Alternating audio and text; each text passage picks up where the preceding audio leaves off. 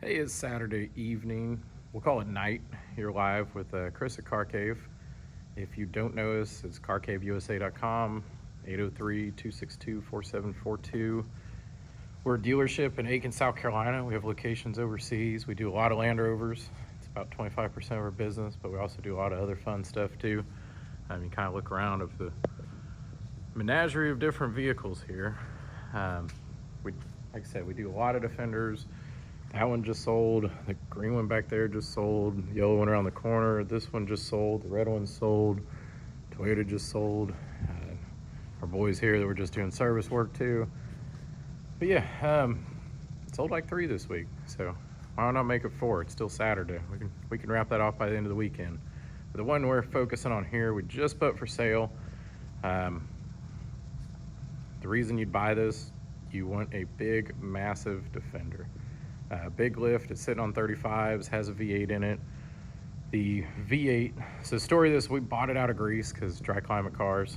It had a 4.6 in it, which is a no-no, can't come in the country. So we put in a 3.5 that we knew had about 80,000 miles. We'd driven it, we tested it. We put a lot of miles on it, not a lot, okay, 1,000 miles, but solid motor, good compression, ran good, had been gone through. On the top end, Edelbrock Performer Intake, Edelbrock, I think 1404, 500 CFM Carb, smooth engine. Also has a rebuilt transmission, clutch, transfer box. We ended up swapping a new front axle. New is in, it came over from a Disco, so not like new off the shelf, but brought it over, replaced the third member in the rear, the axle themselves back there, and gave a really good mechanical shakedown. So being from Greece, like I said, it's dry climate. So, with Defenders, you gotta look for the outriggers, the bottom of the floor pans here, which being undercarriage is slightly ugly and dirty by nature, but why not start there? You see how the floor pans, that's the biggest area that catches rust. Anything from northern climate is going to be rotted out. Same with cross members. Back here, there's no welds in it. It's a virgin or a cross member, but they did a lot of stuff to it. Aesthetically, we didn't do anything. Top came like this, the seats in it. We put in rear seats, the 4 jump seats here that you see in the back. It's carpeted throughout. The racing seats were there when we got it, just had the 2 up front. The rear tire carrier was there, the rear bumper that they fabbed up, but a lot of cool stuff on here. Has a side exhaust. Your side step bars, they're tubular. You have some kind of crank radius arms for the bigger lift. We put in new shocks up front. You can see the HD steering rods, the new pitman arm. We went through, we serviced the whole thing. We did brakes. We have a whole maintenance list. You can holler at us and say, hey, I want to check out exactly what you guys did. We have a whole maintenance file on it. LED lights were on it when we got it, same with the LED bar. I know the winch doesn't work because it's not wired. Positive wire here doesn't go to anything. We didn't play with it. We didn't want to get into that. If somebody wants a winch, we'll put a new one on there for you. I don't have the controller for it, so right now it's just for looks, but it does have the front winch bumper. You have your front skid plate. I don't know the lift size. I don't have the spring height, but it is bigger than your typical 2-inch. It sits way too high. It's also, your fender flares make it look like it has a bigger wheel well look. So if you look at fender flare there versus here and how tall they are. So those also carried up the fender a little bit. So on top of having a tall lift, the fenders have been brought up and the wheel wells cut out. So between those two, if you see new hardware for the rear U-joints, those rear trailering arms, they're upgraded. And where we go from there, let's see. The tires are 35, 12, 50, 15 Maxxis Creepy Crawler. I don't know why, but the only country we see that is prevalent to run 15-inch wheels was in Greece. So there's a lot of, from the 16s that were standard down to a 15, so you could run tires like that. You have KBX grill, KBX headlamp finishers. Looks like probably 13, it's 18-inch LED bar. You have the Safari snorkel. They had a light bar going across the top of the windshield frame if you're going to wire lights back to it. You do have the black checker plate on the wing tops. You have it on the hood. The air intake here, and someone did little custom work. If that strikes your fancy, could go either way. Just something a little different that gives a little accent. And this is the first time I've seen this top that it's custom made and it looks like a slant back. I have the, if you want to see how it looks with the rear down, we have it in our pictures, you can take a look. But that's something that they must have had custom. The only one I've seen that way was the Extremes. That was something custom built for a certain market. So it looks like someone just kind of turned in and changed your hood sticks, which is basically your soft top frame in British lingo. Like I said, the rear seats we put in, they're brand new black vinyl. But I like the look of the soft top. It gives it a little bit different vibe. We do have this thing where it's dialed in mechanically. Like I said, it came this way, it was painted before we got it. We'll go to the other side and go inside that cross member too. So we didn't do any paint work, we didn't do the flares, we didn't do the tire carrier or the checker plate or the top. It all showed up like that. We focused on the mechanical and make sure all the electrical systems and mechanical are functioning properly. And always got a kick out of their key.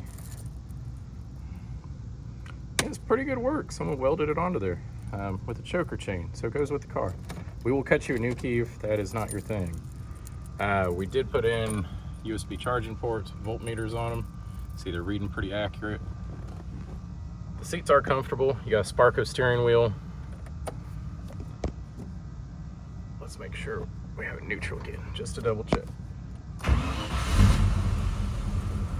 Sounds good. You have leather dash with the stitch on it, and they coated the frame here that goes around to try and keep some of the sound down. If you've ever owned one of these, you know how the top can kind of whip around. So it seems pretty quiet when you're driving it.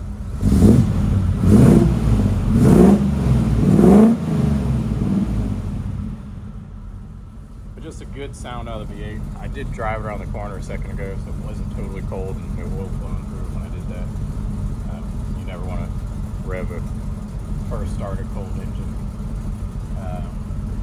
We do have the front lights. Let's see.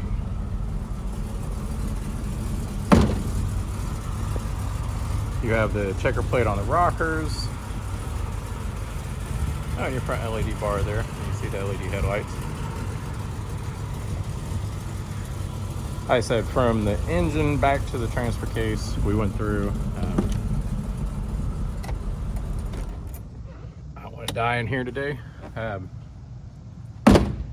Engine, we pulled out of a car that we bought and knew the miles on, so it was around 80,000 miles on the engine. And then we did the transmission and transfer box rebuild, so there's also clutch in there and axle. So on the mechanical side, we went pretty deep. I mean, we have some serious work in here. It runs good, sounds good, shifts good, feels good. Like I said, contact us. I didn't glance at the full maintenance history that the guys went through in the shop before I started the video, but we have it on paper. I will show it to you what we did, and it's all documented there.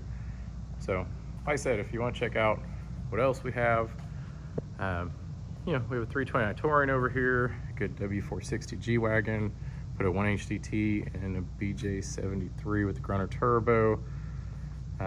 It's a TD5, a 300, which possibly sold, a 300 that's real clean, a low mileage yellow 300 TDI E-Snore, stayed on horse farm its whole life. The Disco 2 sold, the 110 V8 back there, injected is sold, the really clean 90, let's see, dual carb SU sitting over here. We sold a while ago and we serviced it for the customer. Really nice rig. And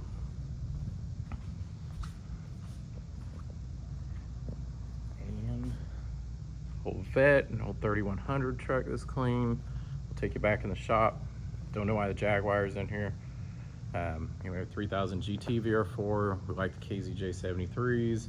W123 sold. We're building the motor on the 2002 Ti. You gotta love a drop Tahoe.